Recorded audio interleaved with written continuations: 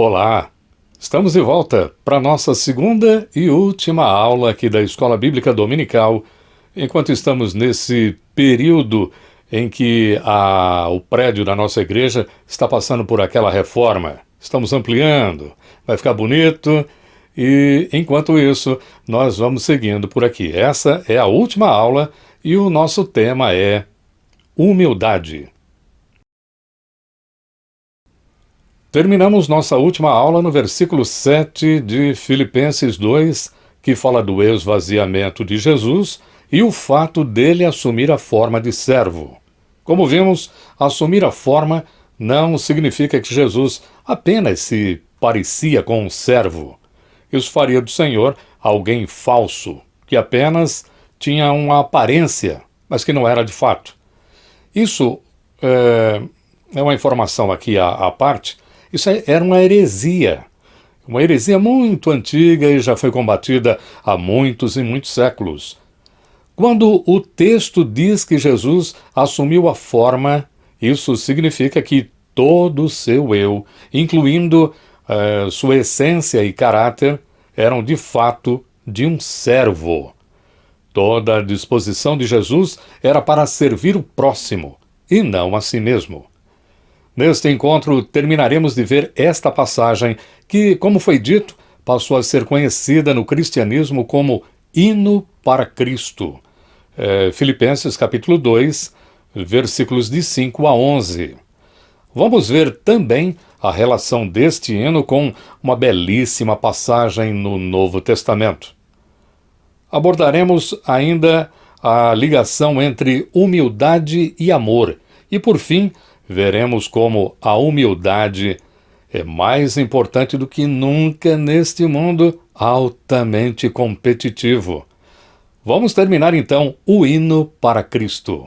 Bom, eu já estou aqui com a minha Bíblia Apóstolos, e vou começar falando aqui de Filipenses capítulo 2. Vamos então ao versículo 7, que foi o ponto em que paramos na aula anterior. Quando o versículo 7 vou reler para você. Antes, a si mesmo se esvaziou, assumindo a forma de servo, tornando-se em semelhança de homens e reconhecido em figura humana. Quando o versículo 7 nos diz que Cristo Jesus se esvaziou, isso tem consequências. Em primeiro lugar, devemos entender o que significa dizer que Jesus se esvaziou. Bom, sabemos que ele é Deus. A gente sabe disso. Falamos isso, professamos essa doutrina, essa fé. Jesus é Deus. Então, será que isso significa, esse esvaziar-se, que Jesus deixou de ser Deus para se tornar apenas humano? Não, não e não. Não significa isso. A gente começa respondendo a pergunta dizendo que o hino para Cristo nunca disse nenhuma vez que Jesus esvaziou-se de si mesmo. Por que eu digo isso? Porque há algumas pessoas que não gostam de falar sobre essa doutrina de Jesus ter se esvaziado, porque alguns vão até o extremo de dizer que Jesus se esvaziou dele mesmo, e não é isso. Jesus ele não abriu mão da sua pessoa, ele continuou sendo Deus. Então, do que ele abriu mão? Do que Jesus se esvaziou? Para responder, devemos entender que esvaziar, a palavra esvaziar, é apenas uma de muitas traduções da palavra original em grego. Ela também significa derramar-se. Isso mesmo, derramar-se. Então, o que aconteceu? O que aconteceu é que Jesus ele apagou todo pensamento sobre si mesmo e derramou a sua plenitude para enriquecer outras pessoas. Foi neste sentido que Jesus a si mesmo se esvaziou. É um hino, por isso ele usa essa linguagem poética, como foi falado, né? Então, repetindo o que foi dito na última aula, Paulo aqui só está usando uma linguagem poética sobre algo que ele Em outros lugares, disse de modo mais comum. E para você não ficar sem essas referências, já que é a segunda vez que eu toco nesse assunto, vamos conferir aqui comigo, 2 Coríntios capítulo 8, versículo 9. 2 Coríntios capítulo 8, versículo 9, enquanto eu marco aqui a minha passagem em Filipenses 2, 2 Coríntios capítulo 8, versículo 9, está escrito: Pois conheceis a graça de nosso Senhor Jesus Cristo, que sendo rico, se fez pobre por amor de vós, para que pela sua pobreza vos tornasseis ricos. Viu só? Aqui o apóstolo Paulo está falando a mesma coisa, só que usando uma linguagem, a chamada prosa, que é quando é uma coisa assim mais direta, não é na poesia. Agora, voltando lá para o nosso texto aqui de Filipenses capítulo 2. Veja que o próprio hino, ele nos dá o significado do que foi esse esvaziar-se, o esvaziar-se de Jesus.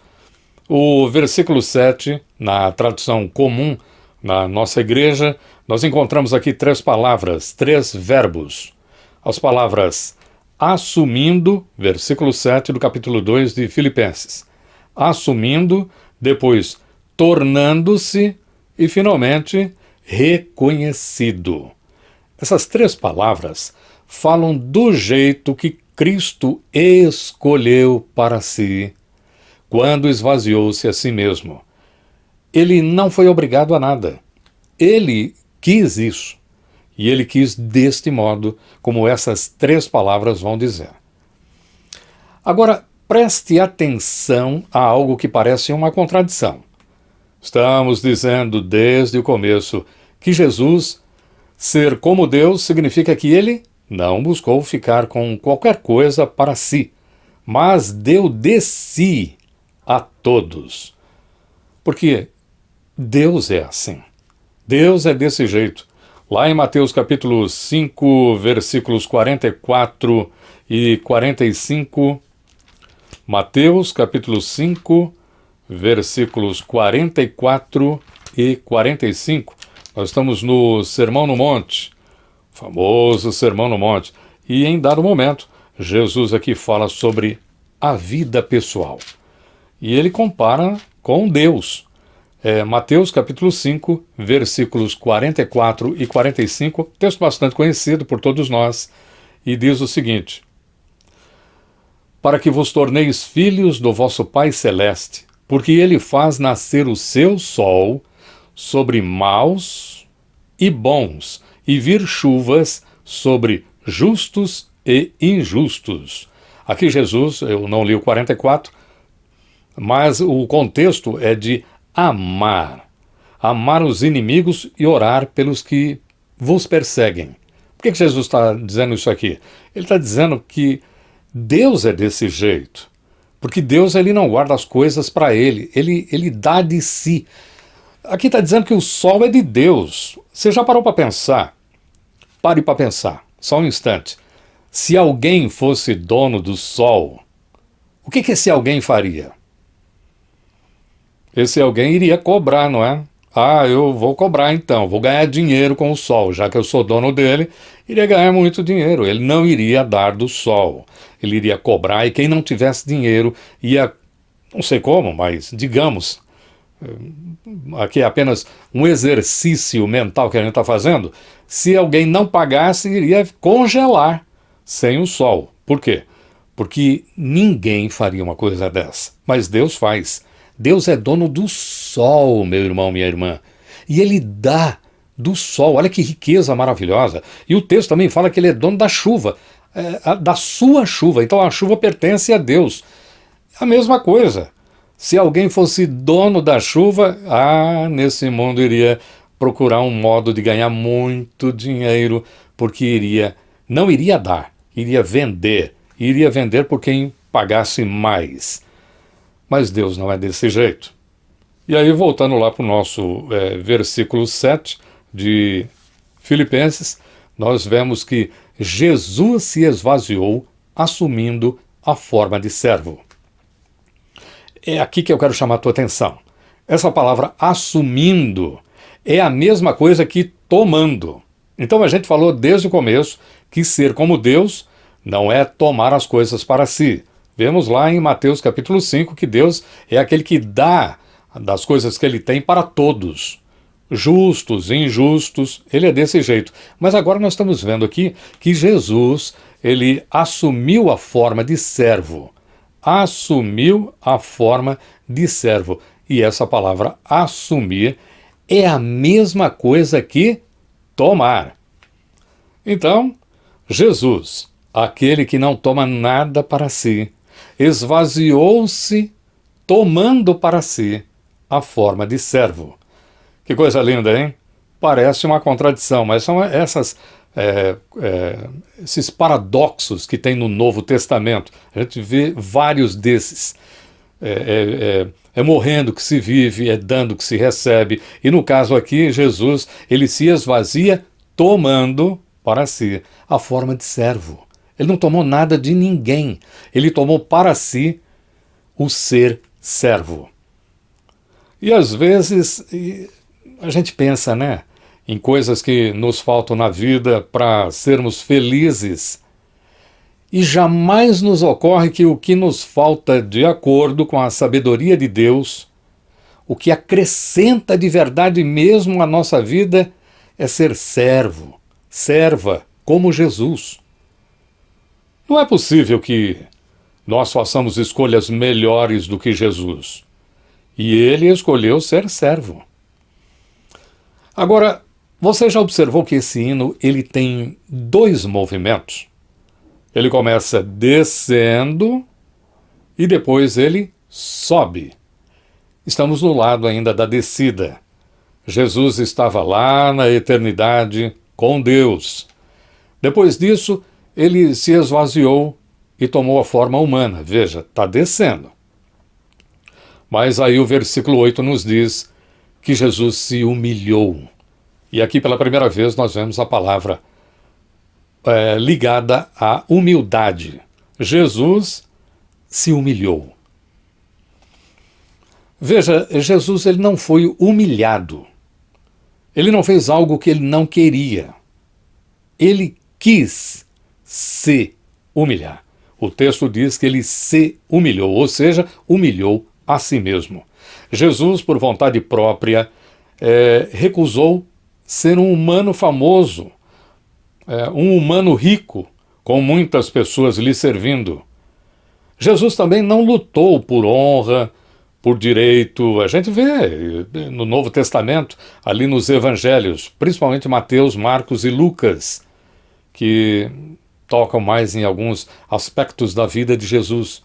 Ele nunca buscou nem segurança na vida dele. Mas a sua humilhação foi muito mais do que isso. Ele se humilhou ao se tornar obediente, como está ali no versículo 8, até a morte. Se alguém te perguntar qual é a grande marca da humildade, como é que a gente sabe que alguém é humilde? Você está fazendo um curso lá de humildade, lá na igreja do Parque Industrial, em São José dos Campos, né? Então, responde aqui para mim. Qual é a marca da humildade? Como é que eu sei que alguém é humilde? Bom, a resposta só pode ser a que vemos aqui. A marca da humildade é a obediência. O humilde, ele não pode estar apegado às suas próprias vontades. Viu só?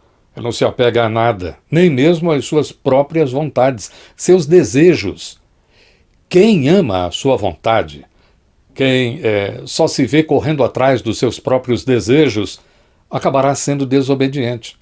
Porque obedecer é querer o que outro quer, não o que a gente quer. Agora, preciso explicar algumas coisas aqui. Isso não significa que nós devamos ser obedientes assim, obedientes sem critério nenhum, obedecendo a qualquer pessoa que apareça na nossa frente. Não, eu sou obediente, ele falou, eu vou fazer. Não, nada disso. Veja que Jesus ele é obediente à vontade do Pai. A vontade de Deus é sempre perfeita, meu irmão, minha irmã. E isso nos orienta sobre a verdadeira humildade. Eu digo isso porque quem se diga, quem se afirme humilde só porque obedece líderes sem questionar jamais as suas ordens, não é humilde. Por quê? Porque isso não é obediência e muito menos humildade. O nome disso é servilismo, quando alguém obedece cegamente. E a Bíblia não pede para a gente fazer isso. E o que é servilismo? Servilismo é uma palavra até meio feia de se falar, mas é o que é.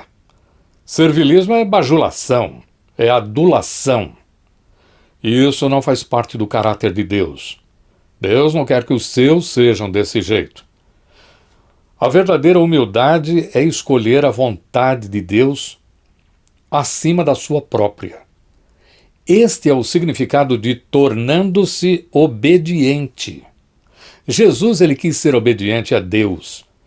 Ele escolheu o caminho do Pai, não o dele. A obediência, claro, a obediência sempre tem um custo. A obediência não é de graça. E nesse caso aqui, seria a própria vida do Senhor. Só que ele decidiu ser obediente, mesmo indo até a morte. Mas ele não morreu. Ele não morreu assim, idoso, cercado pelos seus amigos. Não. Ele morreu a mais humilhante das mortes naqueles dias. A morte de cruz. E foi até onde ele foi. Pela obediência. Toda humildade tem um custo. E esse custo ele está sempre ligado à obediência. Até onde nós estivermos dispostos a ser obedientes, vai dizer o quão humildes nós somos. Deus espera a nossa obediência, sabe o quê? A sua palavra. É aqui onde a gente pode ver se a gente está sendo obediente de modo correto ou de modo incorreto. Se estamos praticando uma obediência certa ou errada. É observando na palavra de Deus. Obedecer esse negócio aqui é de acordo com a palavra de Deus? Sim ou não? Conforme for, a obediência deve seguir. Do contrário, não se deve obedecer. Mas é claro, meu irmão, minha irmã, nada é fácil. Ser fiel no casamento, amar os filhos, preocupar-se com os empregados, dedicar-se no trabalho, ser honesto nos negócios, buscar relacionamentos com os irmãos e irmãs na igreja. Tudo isso exige obediência a Deus, a Ele. Significa colocar as nossas vontades de lado e querer o que Deus quer. É aí que surge a humildade bíblica.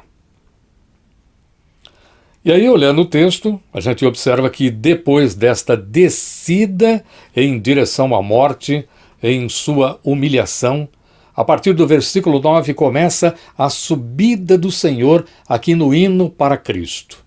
E a virada, ela começa com uma palavra que pode ser traduzida como por essa mesma razão, ou então como consequência, portanto, ali no versículo 9. Pelo que também Deus o exaltou sobremaneira e lhe deu o nome que está acima de todo nome, para que ao nome de Jesus se dobre todo o joelho nos céus e na terra e debaixo da terra. Cristo, aquele que estava na forma de Deus, que era igual com Deus, esvaziou-se, colocando-se em uma posição para servir seres humanos ao se tornar um humano, um servo. Ele humilhou-se ao decidir ser totalmente obediente a Deus. Por causa disso, Deus o exaltou. Deus sobreexaltou Jesus e lhe deu o nome Senhor. E diante deste nome, todo joelho se dobrará. Versículos 9 e 10 falam sobre isso. Sempre houve muita discussão sobre esse hino aqui, muita coisa já foi falada, debatido, estudado, analisado. Disso tudo, a gente ouve bastante coisa, né? Há quem pense, por exemplo, que esta exaltação que Deus, o Pai, fez a Jesus foi uma recompensa que Deus deu a Cristo por causa da sua entrega total. É como se fosse um prêmio pela missão cumprida. Não, não é isso. Não é? Não. A exaltação que nosso Senhor recebeu foi uma consequência natural da sua humildade. Natural? Sim, é uma coisa decorrente.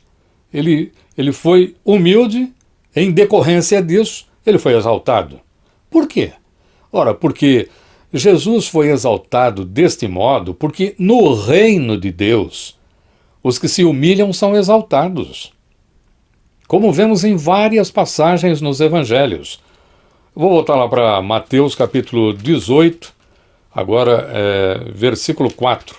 Mateus capítulo 18.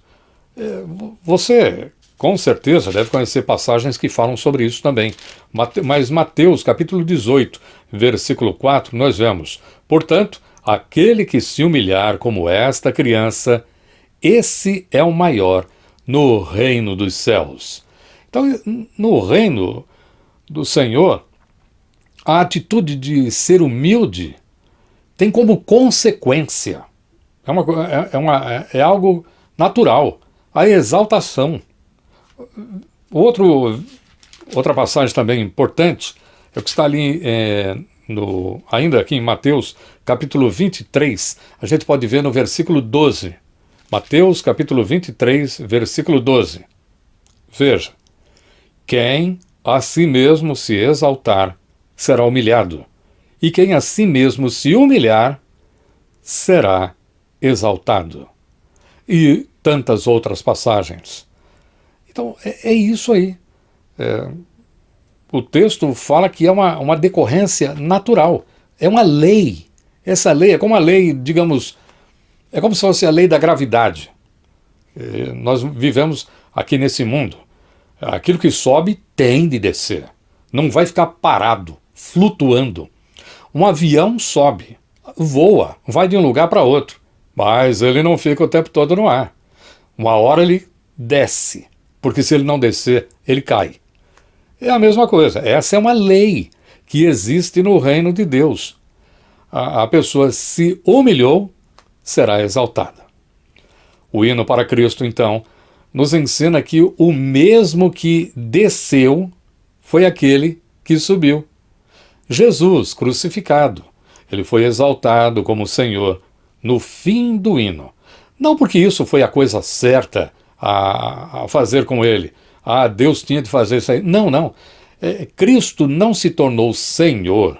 Ele sempre foi Senhor, desde o início, passando pela humilhação até a sua morte.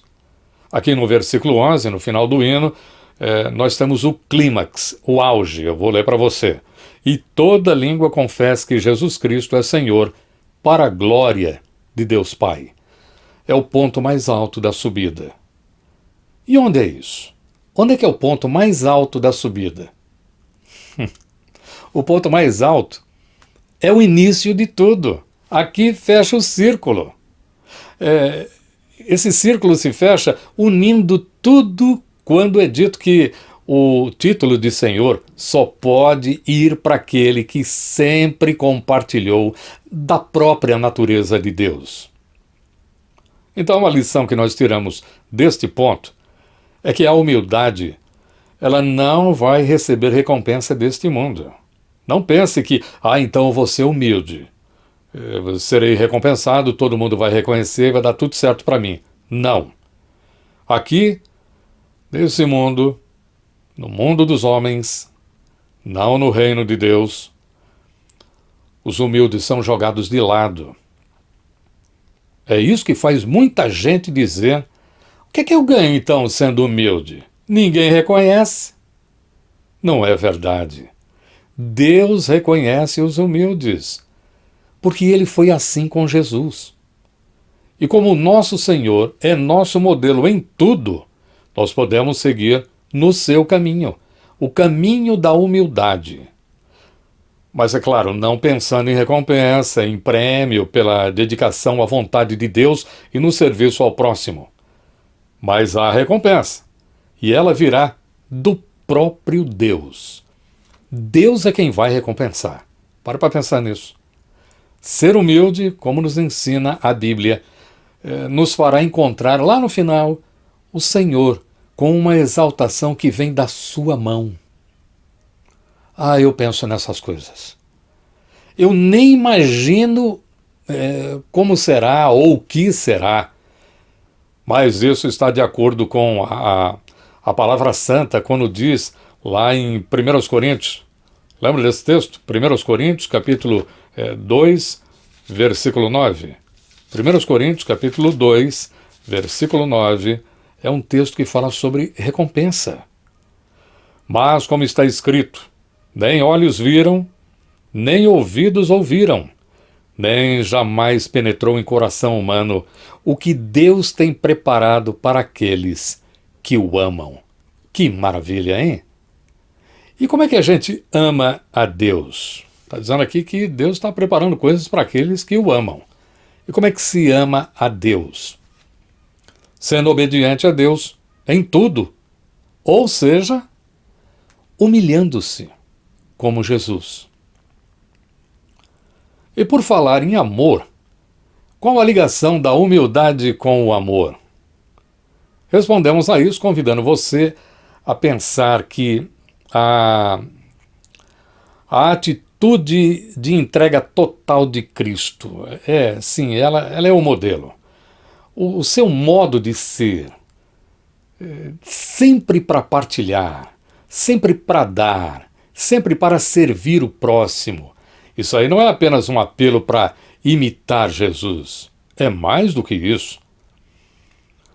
Esse modo de ser de Jesus, na humildade dele, é o que Paulo quer lembrar os filipenses, que uma vida de doação é, na verdade, a manifestação do Espírito de Cristo neles.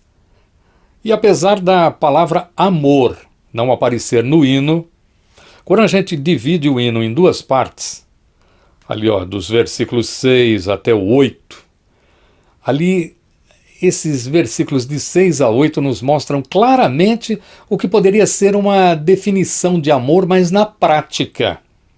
Não é isso? Ele estava lá, em forma de Deus, mas ele não se apegou a isso, se esvaziou, tomou a forma de servo, e de homens, e humilhou-se a si mesmo, sendo obediente até a morte, e morte de cruz.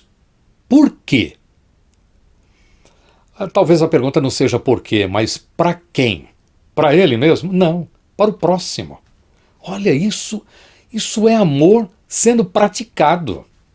Aí a segunda parte do hino, os versículos 9 a 11, deixam claro que esse amor é o amor de Deus, que está agindo sobremaneira em Cristo e agora, por meio do Espírito, no seu povo.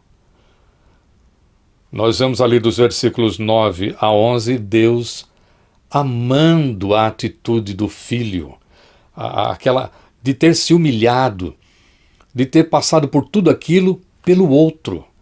E o que é que Deus faz? Ele recompensa. Deus ama o Filho por aquela atitude de humildade.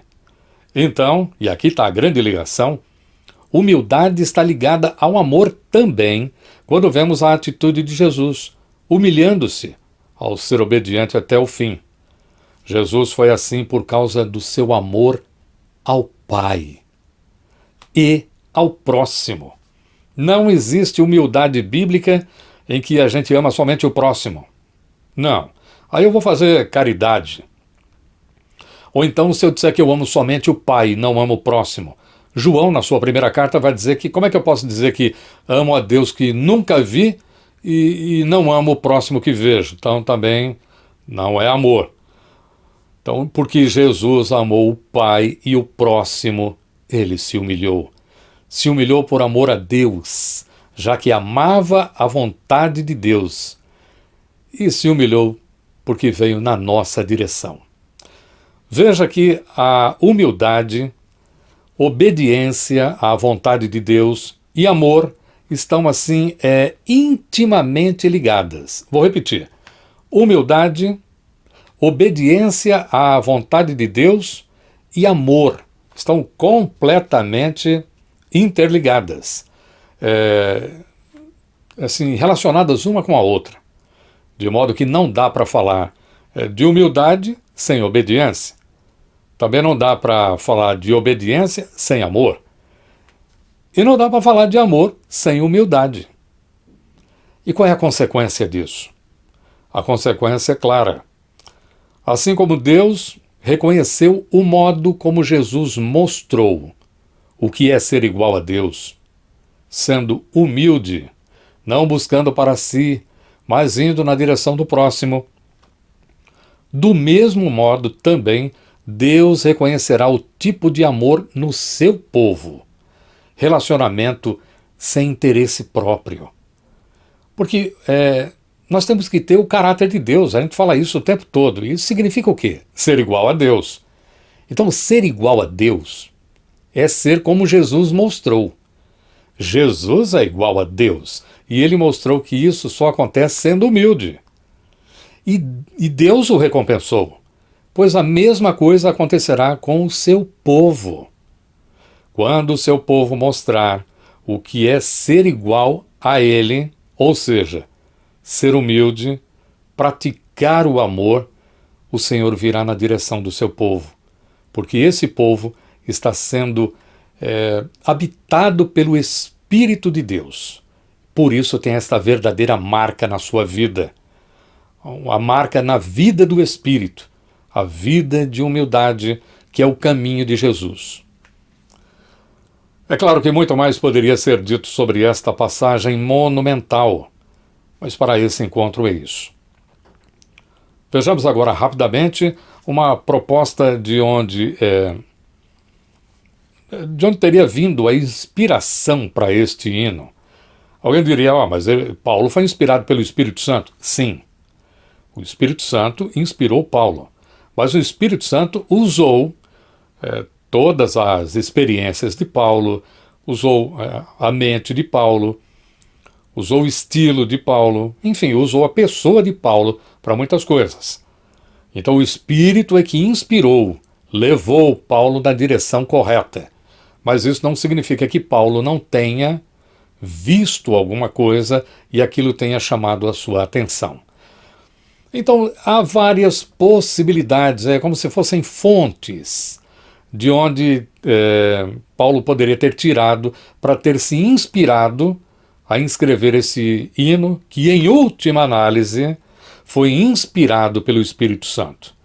Dessas muitas possibilidades, e eu nem tenho tempo de falar sobre duas, só vou falar só sobre uma, que é a que eu quero defender, é que Paulo usou aquele acontecimento narrado em João capítulo 13, versículos de 3 a 7. Você já sabe do que eu estou falando, né? João capítulo 13, versículos de 3 a 17. Não vou ler inteiro o texto, é muito longo para o nosso tempo, então eu peço que você leia depois. João capítulo 13, versículos de 3 a 17. É a passagem que fala de Jesus quando ele lava os pés dos apóstolos. Uma passagem também conhecida como lava-pés. Nós não vamos fazer aqui uma análise dos textos de João e Filipenses por causa do tempo, mas vamos apenas mostrar alguns poucos paralelos para que você veja essa possível ligação entre os dois. Isso não significa, claro, que Paulo leu João, foi lá, leu ali o capítulo 13 de João e, tive a ideia, vou escrever um hino. Não, claro que não. Por que não? Porque João escreveu o seu evangelho uns 40 anos depois de Filipenses. Mas Paulo e João tinham as mesmas informações sobre aqueles fatos. Os paralelos entre as duas passagens, tanto no pensamento quanto no desenvolvimento da ação entre João 13, de 3 a 17, e Filipenses, principalmente de 6 a 11, são impressionantes. Esses paralelos são tão precisos que, olha, meu irmão, minha irmã, é difícil acreditar que seja o resultado de uma simples coincidência. Acompanhe aí comigo. João, vamos lá, põe o dedinho lá em Filipenses 2 e vamos ler aqui, primeiro aqui, João capítulo 13, alguns versículos só. João começa dizendo que Jesus ele lavou os pés dos seus discípulos porque ele sabia que o Pai havia entregado tudo em suas mãos e que ele mesmo havia saído de Deus e estava voltando para Deus. Olha que coisa impressionante. Veja lá o versículo 3. Sabendo este que o Pai tudo confiara às suas mãos e que ele viera de Deus e voltava para Deus. O que é que nós temos aqui? Bom, tudo isso dá uma ênfase enorme, uma ênfase especial ao fato e ao ato de humildade de Jesus Cristo. Não é isso? Fala da humildade dele. Ele veio do Pai e agora está voltando. Olha só, está falando da humildade dele. Ele se rebaixou. Aí Paulo também começa seu hino dizendo que Jesus, estando na forma de Deus, e ainda assim não aproveitando o fato de ser igual a Deus, assumiu a forma de servo e fez a obra de servo, como nós lemos ali em Filipenses 2, de 6 a 8. Nós temos aqui a mesma ênfase no ato de humildade de Jesus. E os paralelos continuam. Veja outro aqui, voltando lá para João 13. Jesus, ele pega uma toalha, ele coloca água numa bacia e começa a lavar os pés dos seus discípulos. Essa era uma tarefa de quem? Assim, de se curvar, pôr a mão nos pés de alguém. Isso era a tarefa de quem? Dos servos. Lembra quando João Batista disse que eu não sou digno nem de desatar as correias das alparcas, das sandálias dele? Lá em Marcos capítulo 1, lá no comecinho, Marcos capítulo 1, nós vemos isso aí. João ele fala sobre isso aí. Isso aí era o quê? Era a marca do servo. Se ajoelhar, ficar nessa posição aí. Marcos capítulo 1, vejamos aqui. Coisas vão surgindo, sabe, irmãos? Está aqui, versículo 7. Falando de João Batista. Marcos 1, 7. E pregava dizendo: após mim vem aquele que é mais poderoso do que eu, do qual não sou digno de, curvando-me, desatar-lhe as correias das sandálias. Curvar-se diante de outra pessoa e pegar nos pés dessa pessoa era coisa de servo. Só servos faziam isso naqueles dias.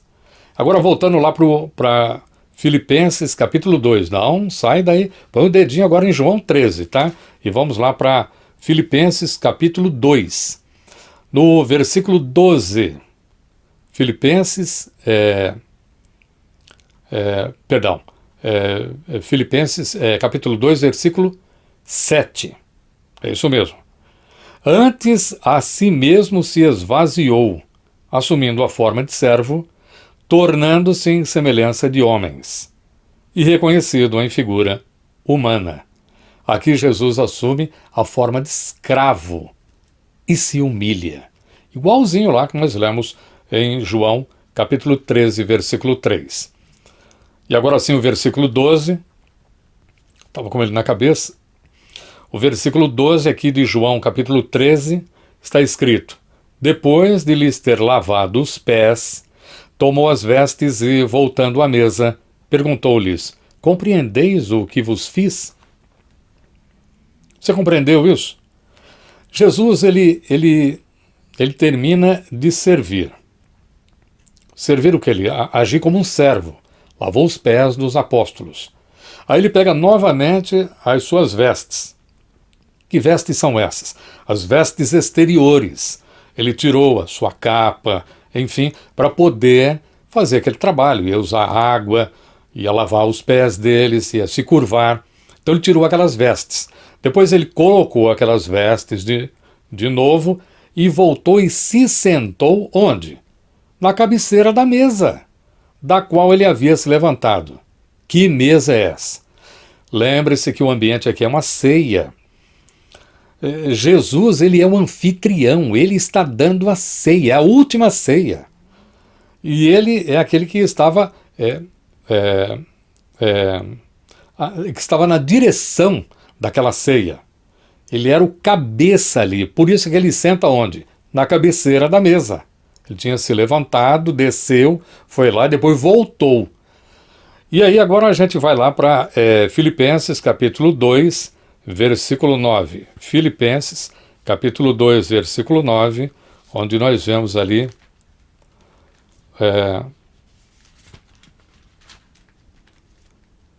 o seguinte: pelo que também Deus o exaltou sobremaneira e lhe deu um nome que está acima de todo nome. Você viu isso também? Deus exalta Jesus ao lugar mais alto e lhe dá o quê? O nome que está acima de todo nome. Como lá na última ceia ali, na cerimônia, ou naquele ato ali de lavar os pés, depois disso, Jesus volta e assume a sua posição. Aqui nós vemos que Jesus acontece a mesma coisa e Deus lhe dá o nome acima de todos. Bom, e por fim, o último paralelo, porque o nosso tempo está adiantado, a gente vê ali no capítulo 13 de João, nós vamos agora no versículo 13, nós vemos o seguinte: vós me chamais o Mestre e o Senhor, e dizeis bem, porque eu o sou. O que é que nós temos aqui? Nós temos aqui Jesus dizendo que ele é isso mesmo. E aí no versículo 11, lá de Filipenses capítulo 2, a gente vê: toda língua confesse que Jesus Cristo é Senhor, para a glória de Deus Pai. O que é que nós temos ali? Os discípulos, os apóstolos lá em João, chamando Jesus de quê? De Mestre e Senhor. E agora aqui, no capítulo 2, versículo 11 de Filipenses, Paulo dizendo que toda língua deve chamar, lá como eles chamaram, aqui toda língua deve chamar Jesus Cristo de Senhor. Então, meu irmão, minha irmã, por conta desses paralelos, eu defendo que Paulo usou aquela situação para se inspirar no hino para Cristo, para falar de humildade. E para encerrar, vamos ver a importância da humildade no mundo em que vivemos. A importância da gente ver isso está no fato que muita gente acha que humildade, se é que algum dia funcionou, isso era coisa lá dos tempos antigos. Hoje em dia esse negócio de humildade não funciona.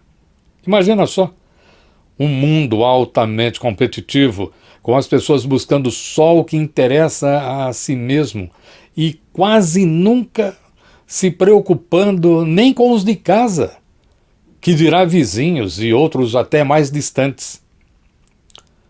Mas sim, a humildade é para os nossos dias também. E como?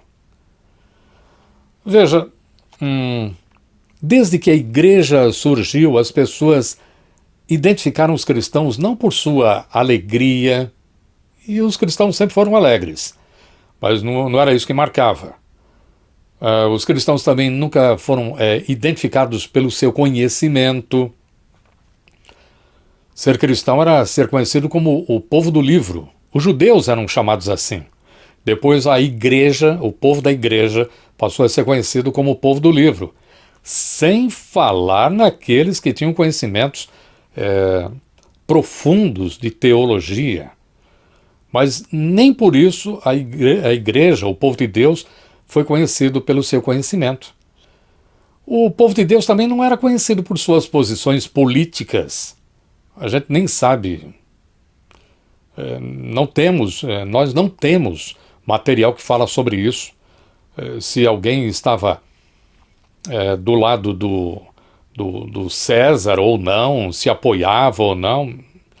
Primeiro porque a igreja só tem permissão de tocar nos políticos pela oração. A igreja não tem que ir lá falar com político. A igreja não tem que dar púlpito para político. A igreja não tem que ouvir político. Então, quer dizer, a igreja primitiva, ela fazia era isso, orava pelos políticos, para que tivesse uma boa vida, para que desse tudo certo, para que governassem bem. Não interessa quem tivesse lá. A ideia era essa. A igreja também não era conhecida por suas posses. Não. Aí a gente já sabe, né? O próprio apóstolo Paulo vai dizer, Tiago vai falar que também que não eram os ricos que se aproximavam da igreja, ao contrário, eram os mais pobres. A igreja, o povo de Deus também não era conhecida pelos famosos que se converteram. Não.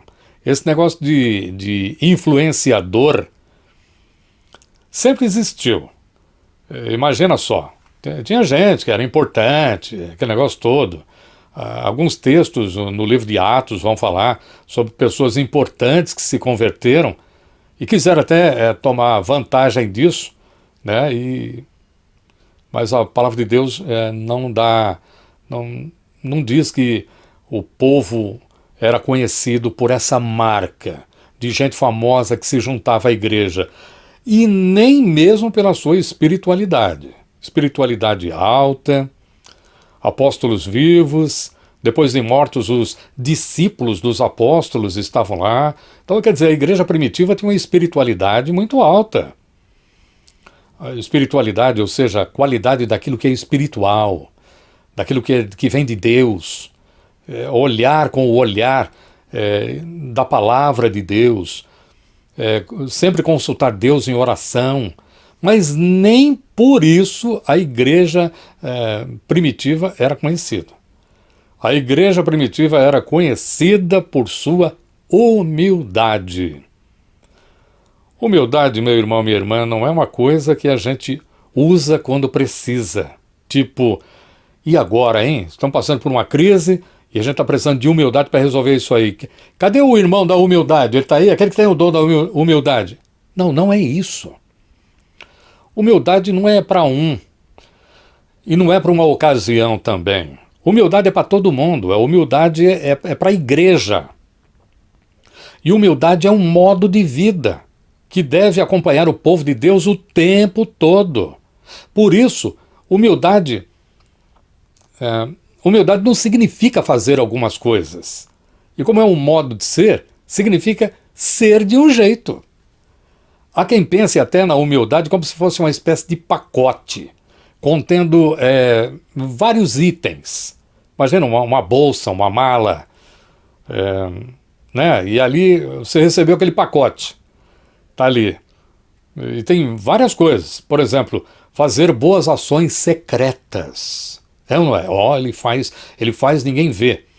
Ou então se depreciar, se rebaixar, dizer, eu não estou com nada.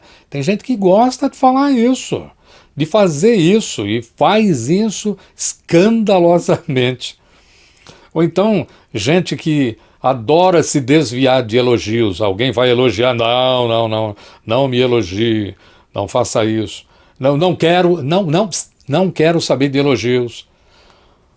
Ou então recusar o uso ou ser tratado por títulos, né?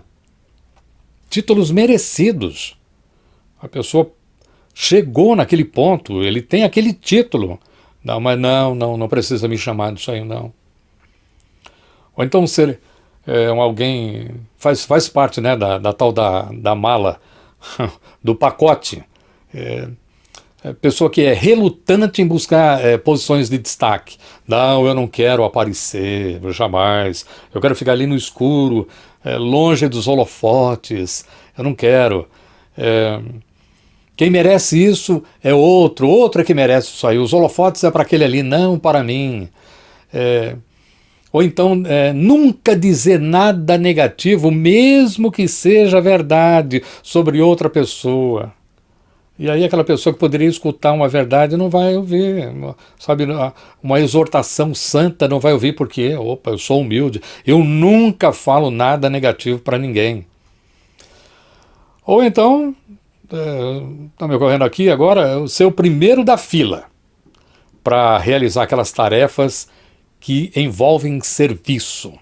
Serviço no sentido comum da palavra. Tem coisa para varrer? É comigo. Tem prato para lavar? É comigo. E daí por diante. Sabe essas coisas assim? Pode contar comigo. Meu irmão, minha irmã, dessas coisas, nem todas são ruins. E nem erradas. Mas nem todas são boas. Por exemplo, dizer que não aceita elogio, isso pode ser perigoso. Porque se alguém... o elogio é uma oportunidade, inclusive, da gente dirigir a outra pessoa. O elogio pode ser uma palavra de incentivo para quem trabalhou. O elogio também faz com que a gente enxergue a bênção ali na sua frente, a bênção viva. O resultado do trabalho é bom ver, certo? Ver o resultado do trabalho, o Senhor está abençoando, que bom. E ao mesmo tempo, quando alguém está te elogiando por alguma coisa boa, uma coisa santa que você fez, uma coisa edificante, aquilo ali está criando um modelo para que aquela outra pessoa também siga. Então, a gente tem que tomar cuidado. Sim, é verdade, não é todo tipo de elogio que a gente deve tomar como correto. Pode ser uma adulação, bajulação, e isso é errado. Mas é a ocasião de observar. E se tiver algum erro, corrigir. Mas não dizer, eu não aceito nenhum tipo de elogio. Não é isso que a palavra de Deus nos ensina. Eu sou o mestre e sou o Senhor. E está certo mesmo vocês dizerem isso de mim. Tá vendo? É um reconhecimento por quem ele é. E ele tinha esses títulos. E ele era isso mesmo. Então, se é verdade, se há verdade na coisa, por que não? Tudo isso, junto e outras mais, estão ligadas à visão do mundo de uma pessoa, sabe o quê? Uma pessoa legal, uma pessoa simpática, uma pessoa especial. Ah, ele é especial, ele não aceita elogios. Isso é coisa do mundo, meu irmão, minha irmã. Viu? A humildade passou longe aqui. A humildade bíblica não tem nada a ver com arrogância, mas também não exige a rejeição de talentos, a rejeição de habilidades, de dons, de ideias que são dados pelo próprio Deus. Humildade tem a ver com ter uma percepção correta de si mesmo, que não é nem muito alta, mas também nem é muito baixa. E isso vem do quê? Como é que eu sei qual é o ponto certo? Isso vem do relacionamento íntimo com Deus, por meio da sua palavra, de oração, no convívio com outros irmãos e irmãs. É isso aí. Na igreja, a humildade é fundamental. Uma comunidade cristã, ela deve ser construída sempre sobre o amor. E uma coisa assim é a melhor prova de que a fé cristã é verdadeira. Para pensar nisso. Algo construído sobre o amor. Isso torna a nossa crença algo real e verdadeiro. Mas como é que o amor se desenvolve na igreja? Pela humildade. Veja, a comunhão entre irmãos e irmãs, sim, é fundamental. Mas sem humildade, como nós vimos, a gente só se ilude achando que os laços entre esses irmãos são mais fortes do que realmente são, e na verdade não são. Quando não existe humildade na igreja, o que vem é o quê? Frustração e decepção.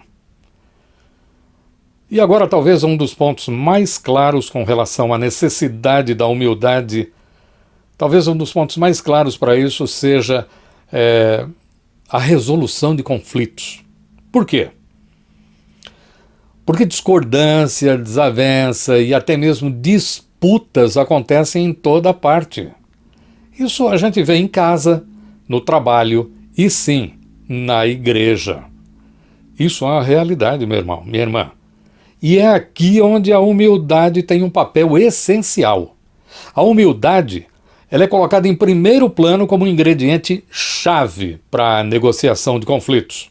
Sabe por quê? Porque a humildade ajuda a gente a discernir, a julgar, a entender o que as Escrituras dizem sobre o que é verdadeiramente mal. Isto é assim porque a humildade ela começa onde? Ela começa na submissão a Deus e nos leva a servir o próximo. Segundo o quê? A vontade de Deus. E quando existe conflito, como é que o humilde serve o seu próximo? Como é que é? Na hora do conflito, o humilde ele entra em ação com a pacificação. Para quem que eu olho quando eu digo isso? Para Jesus. Jesus, o servo humilde, ele veio até nós para que houvesse o quê? Pacificação entre nós e Deus. Romanos capítulo 5 fala sobre isso. Então, o que estava na raiz dessa pacificação era a humildade de Jesus, que era também o seu amor sendo praticado. Havia o quê? Uma desavença entre nós e Deus. Éramos inimigos de Deus, estávamos perdidos. Aí Jesus vem, ele vem humilde e faz o quê? Ele pacifica. Ele nos pacifica e agora nós temos paz com Deus. É assim que o humilde age na hora dos conflitos. Então, como se vê, a humildade nos permite estar atentos à voz de Deus nas Escrituras e também ao que está indo contra a vontade de Deus onde quer que nós estejamos. E vendo o exemplo de Jesus, nós concluímos que a humildade ela deve ser a marca de caráter, não apenas naqueles que estão envolvidos no conflito. Imagina só, Deus me livre, mas aí eu entrei em desavença com algum irmão na igreja. E aí o que é que acontece? Eu devo agir com humildade, buscar a pacificação, mas não somente eu e aquele irmão, mas também aqueles que estarão envolvidos em tentar ajudar os lados em conflito. Imagina só, alguém que vai tomar a posição de Jesus. Esse aí também tem que estar na posição de pacificador. Tem que ser alguém que vai buscar a pacificação ao encontrar a harmonia entre as partes. Isso vai acontecer como? Sendo humilde, buscando a humildade, servindo. Eu quero servir aqueles dois que estão em desavença. Eu quero buscar a pacificação entre eles, entre elas. Eu quero que haja harmonia ali. Não é bom que eles estejam deste modo. Viu só? Bom, é isso. Eu espero que você, como eu, tenha sido abençoado com esta, como eu diria, direção de vida. Porque a humildade bíblica é exatamente isso. Modo de vida, marca de identidade dos que se dizem seguidores e seguidoras de Jesus Cristo. Deus querido, nós te agradecemos pela oportunidade que o Senhor nos dá de ouvirmos a tua voz por meio da tua palavra e o teu chamado, ó Deus, a sermos humildes. Senhor, por que nós não somos humildes? Nós já somos habitados pelo teu Espírito, já temos o modelo que é Jesus Cristo e temos o teu caráter em nós, ó Deus, por meio do teu Espírito que habita no nosso meio. Então por que, Senhor? É teimosia nossa? Arrogância? Ó Deus querido, recebe o nosso arrependimento e que nós busquemos a humildade no nosso meio para que nós possamos, ó Deus, atender à Tua vontade, sermos obedientes à Tua vontade e servir o nosso próximo. Abençoa-nos desse jeito. Muito obrigado, ó Deus, por tudo. Dá-nos, ó Deus, da Tua presença sempre maravilhosa. E daqui a pouco, à noite, ó Deus, quando estaremos ouvindo mais da Tua palavra, que o Senhor esteja com o pastor Clodoaldo, abençoando-o também, e a cada um de nós que estaremos seguindo, ó Deus, ouvindo mais e mais de Ti, para que cumpramos, ó Deus, os Teus desígnios, cumpramos a Tua vontade nas nossas vidas. Oramos assim em nome de Jesus, a Ti, na comunhão do Teu Santo Espírito, hoje e sempre. Amém. Muito obrigado a todos e até a próxima oportunidade.